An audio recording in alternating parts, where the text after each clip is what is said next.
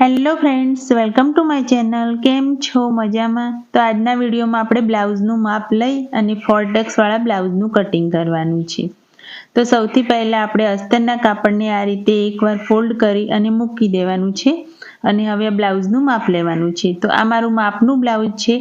તો આ બ્લાઉઝના માપ ઉપરથી આપણે માપ લેતા જઈશું અને કટિંગ કરતા જઈશું. તો સૌથી પહેલાં બ્લાઉઝને આ રીતે ખેંચી અને પકડી લેવાનું. તો આ રીતે ઉપરથી નીચેની સાઈડ આ રીતે બંને છેડા સરખા કરી અને બ્લાઉઝની લંબાઈ લેવાની. તો જેટલી બ્લાઉઝની લંબાઈ હોય એમાં 1 ઇંચ એક્સ્ટ્રા લઈ લેવાનું. તો આ રીતે આપણે સામાન્ય ખેંચવાનું છે.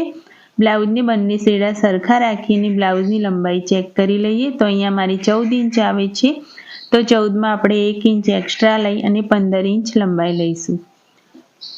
તો અહીંથી આપણે બ્લાઉઝની લંબાઈ 15 ઇંચ લઈ આ રીતે નિશાન લગાવી દઈશું. તો આ રીતે આપણે બ્લાઉઝની લંબાઈ લીધા પછી આપણે શોલ્ડરનું માપ લેવાનું છે. તો શોલ્ડરનું માપ લેવા માટે બ્લાઉઝને આ રીતે સરખું મૂકી દેવાનું અને સૌથી પહેલાં તો હૂકને બંધ કરી દેવાના. હૂક ખુલ્લા રાખી અને બ્લાઉઝનું માપ નથી લેવાનું. તો આ રીતે હૂક બંધ કરી બ્લાઉઝને આ રીતે સરખું મૂકી શોલ્ડરના આ છેડાથી પેલા છેડા સુધી આપણે શોલ્ડરનું માપ લઈશું. તો આ રીતે આપણે કમ્પ્લીટ માપ લઈ લેવાનું. તો અહીંયા મારું આવે છે 11 ઇંચ. તો આપણે 11ના અડધા કરી દેવાના એટલે 5.5. તો આ રીતે આપણે શોલ્ડરની પહોળાઈ 5.5 લઈ લઈશું. તો આ રીતે આપણે શોલ્ડરનું માપ લેવાનું છે. હવે આપણે આર્મહોલ લાઈન લઈશું એટલે કે આપણું મોંઢા આકાર માટે લાઈન દોરીશું. તો શોલ્ડરથી અહીંયા જે સિલાઈ લગાવી છે ત્યાં સુધી આપણે આર્મહોલ લાઈનની લંબાઈ લેવાની. તો અહીંથી અહીંયા સુધી આપણું 6 ઇંચ આવે છે. તો આ રીતે આપણે 6 ઇંચનું માપ લઈ લેવાનું. તો આર્મહોલ લાઈન લેવા માટે આપણે 6 ઇંચ ઉપર નિશાન લગાવી આ રીતની સીધી લાઈન દોરી દેવાની. હવે આટલું કર્યા બાદ આપણે છાતી પહોળાઈ લઈશું. તો છાતી પહોળાઈ લેવા માટે બ્લાઉઝને આ રીતે મૂકી અને બ્લાઉઝના હૂક બંધ રાખવાના છે. તો આ રીતે હૂક બંધ રાખી અને સામાન્ય બ્લાઉઝને ખેંચી અને છાતી પહોળાઈનું માપ લેવાનું. તો અહીંથી જે સિલાઈ લગાવી છે ત્યાંથી લઈ અને સામે સિલાઈ લગાવેલી છે ત્યાં સુધી આપણે છાતી પહોળાઈનું માપ લઈશું. તો અહીંયા આપણું 18 ઇંચ આવે છે. તો 18નું અડધું 9 ઇંચ લઈ લેવાનું અથવા તો આ રીતે પટ્ટીને વાળી અને 9 ઇંચ લઈ લેવાનું. તો આપણે છાતી પહોળાઈનું નિશાન અહીંયા હું 9 ઇંચ ઉપર લગાવું છું. હવે આપણે કોઈ લૂઝિંગ લેવાની જરૂર નથી કારણ કે બ્લાઉઝના માપ ઉપર છે. તો ડાયરેક્ટ આપણે 2 ઇંચ સિલાઈ માર્જિન લઈ લઈશું. જો બોડી મેઝરમેન્ટ પ્રમાણે હોય તો આપણે લૂઝિંગ લેવાની જરૂર પડી, પણ બ્લાઉઝના માપ પ્રમાણે છે તો ડાયરેક્ટ આપણે લૂઝિંગ લેવાની જરૂર નથી. હવે આપણે આ બધા નિશાનને આ રીતે જોઈન્ટ કરી દીધા. આટલું કર્યા બાદ આપણે કમરનું માપ લઈશું. તો કમરનું માપ લેવા માટે બ્લાઉઝને આ રીતે ખોલી અને આ જે આઈ પટ્ટી છે એને છોડી દેવાની કારણ કે એક્સ્ટ્રા લગાવેલી હોય છે. તો આઈ પટ્ટીને છોડી અને આપણે કમરનું માપ લઈશું. તો આ રીતે આપણે કમરનું માપ લઈ લેવાનું. તો અહીંયા મારી કમર આવે છે 33 ઇંચ. તો આપણે 33નો ચોથો ભાગ લઈ લેવાનો. તો આ રીતે એકવાર પટ્ટીને વાળવાની અને બીજી વાર પણ પટ્ટીને વાળવાની.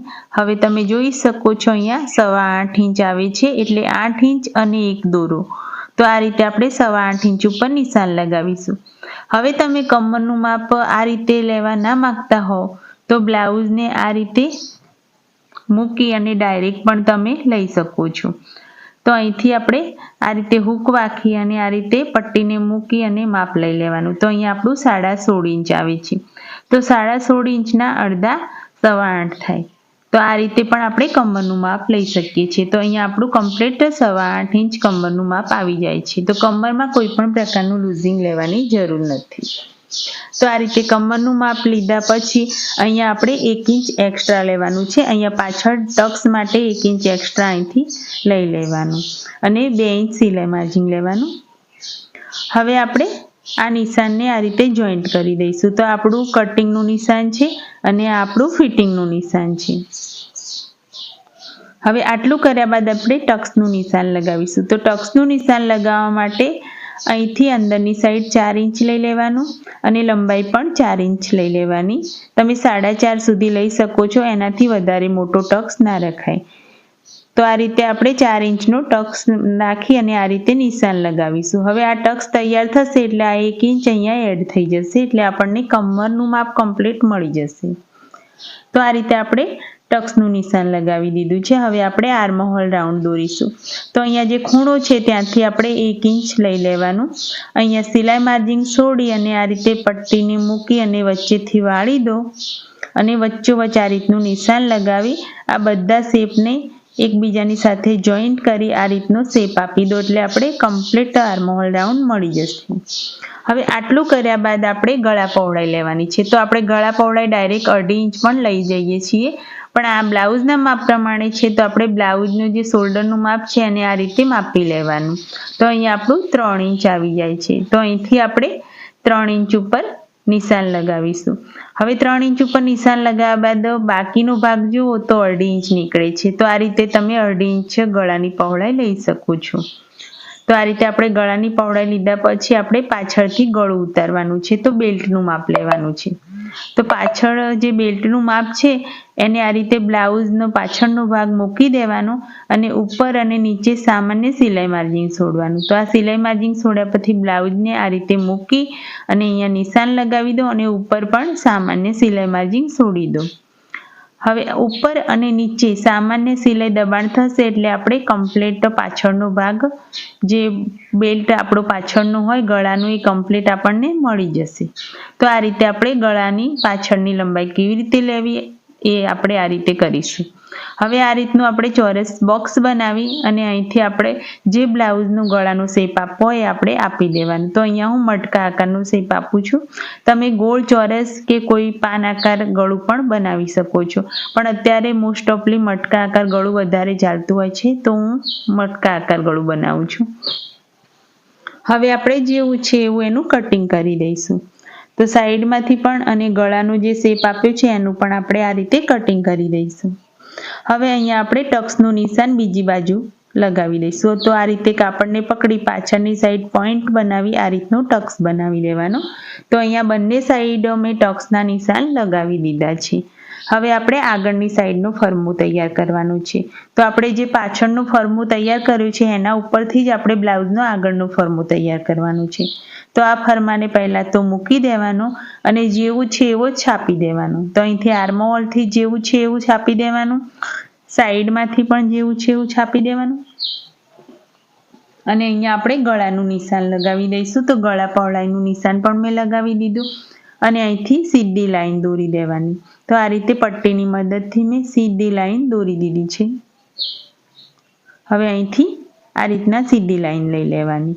નીચેથી પણ જે લાઈન છે એ જ અત્યારે આપણે દોરવાની છે, પછી આપણે એમાં 1/2 ઇંચ એક્સ્ટ્રા વધારવાનું છે. તો આટલું દોર્યા બાદ ફરમાને લઈ લેવાનું. હવે નીચેની સાઈડ આપણે 1/2 ઇંચ જેટલું એક્સ્ટ્રા વધારી લઈશું સિલાઈ દબાણ માટે, કારણ કે બેલ્ટ જે આવે છે બેલ્ટમાં આપણું સિલાઈ દબાણ થશે એના માટે મેં એક્સ્ટ્રા વધાર્યું છે. તો આ 1/2 ઇંચ મેં અહીંયા બેલ્ટના દબાણ માટે વધાર્યું હતું. હવે આપણે ગળા પહોળાઈ લઈશું. તો ગળા પહોળાઈનું નિશાન પહેલાંથી જ મેં ફરમો મૂકીને કર્યું ત્યારે લગાવી દીધું હતું. તો 1/2 ઇંચ ગળાની પહોળાઈ લઈ લેવાની. હવે આપણે ગળાની લંબાઈ લેવાની છે. તો ગળાની લંબાઈ લેવા માટે આ રીતે હૂકને બંધ કરી અને બ્લાઉઝને આ રીતે સરખો મૂકી દો. હવે શોલ્ડરથી લઈ અને હૂક જે બંધ કર્યું છે ત્યાં સુધી આપણે બ્લાઉઝની લંબાઈ લેવાની છે. તો અહીંયા શોલ્ડરથી લઈ અને અહીંયા હૂકનું જે નિશાન છે ત્યાં સુધી આપણે કમ્પ્લીટ લંબાઈ 5.5 ઇંચ આવે છે. તમારે જેટલી આવતી હોય એ રીતે લેવાની. તો અહીંયા મેં 5.5 ઇંચ ગળાની લંબાઈ લીધી છે. તો આપણી આગળની સાઈડનું ગળું છે બ્લાઉઝનું આગળની સાઈડનું ગળું. તો આ રીતનું આપણે 5.5 ઇંચ ઉપર નિશાન લગાવી ગોળ શેપ આપી દીધો છે. હવે એક્સ્ટ્રા આપણે કટિંગમાં નીકળી જશે. આટલું કર્યા બાદ હવે આપણે આગળની સાઈડ બેલ્ટ સુધીની લંબાઈ લેવાની છે. તો બ્લાઉઝને ઉલટો કરી અને આપણે માપ લઈશું. તો આ રીતે બ્લાઉઝને કમ્પ્લીટ મૂકી દેવાનું. હવે આપણે જે ઉપર સિલાઈ માર્જિન છે એની સાથે આપણે લંબાઈ લેવાની છે. તો અહીંયા ઉપરથી છેક બેલ્ટની જે કટિંગનું નિશાન છે ત્યાં સુધી આપણે બ્લાઉઝની આગળની સાઈડની લંબાઈ લેવાની. તો અહીંથી અહીંયા જે સિલાઈ લગાવી છે ત્યાં સુધી આપણું 12.5 ઇંચ આવે છે. તો આ રીતે આપણે આગળની સાઈડની લંબાઈ લઈ લેવાની. તો અહીંયા આપણે 12.5 ઇંચ ઉપર નિશાન લગાવી દેવાનું. હવે નીચે જે વધ્યું એ આપણું બેલ્ટનું નિશાન થશે. તો બેલ્ટનું માપ પણ આપણે જોઈ લઈએ. તો બેલ્ટને આ રીતે મૂકી અને આગળની સાઈડનો ભાગ અને પાછળની સાઈડનું બંને માપ લેવાનું છે. તો અહીંયા હૂક લગાવે છે ત્યાંથી આપણે આગળની સાઈડનું નિશાન લગાવીશું. તો અહીંથી અહીંયા સુધી આપણું બેલ્ટની લંબાઈ 3 ઇંચ થાય છે અને પાછળની સાઈડ 1.5 ઇંચ થાય છે.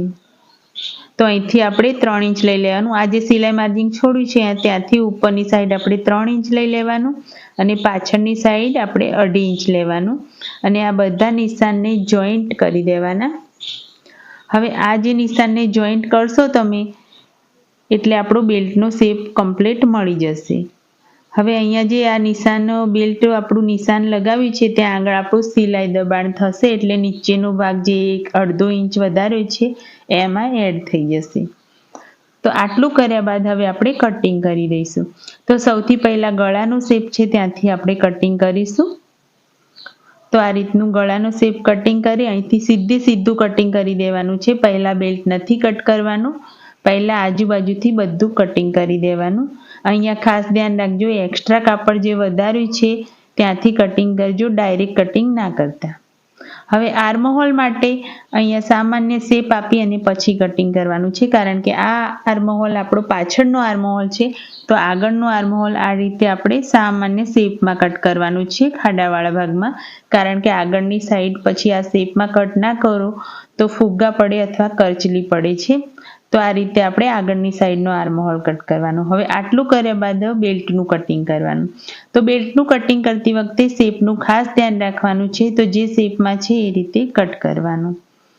તો અહીંયા તમે જોઈ શકો છો, આ પાછળનો ફરમો મૂક્યો અને આ આગળનો ફરમો મૂક્યો અને આ બેલ્ટનો ભાગ છે તો આપણે એક્સ્ટ્રા લીધું હતું. તો આ રીતે બેલ્ટ મૂકીને જોઈ લેવાનું, કારણ કે ઉપરની સાઈડ આ રીતના એક્સ્ટ્રા જે આપણે લીધું હતું એ દબાણમાં જતું રહેશે તો આપણને આગળ અને પાછળની બંને કમ્પ્લીટ લંબાઈ મળી જશે. આટલું કર્યા બાદ હવે આપણે ટક્સનું નિશાન લગાવીશું.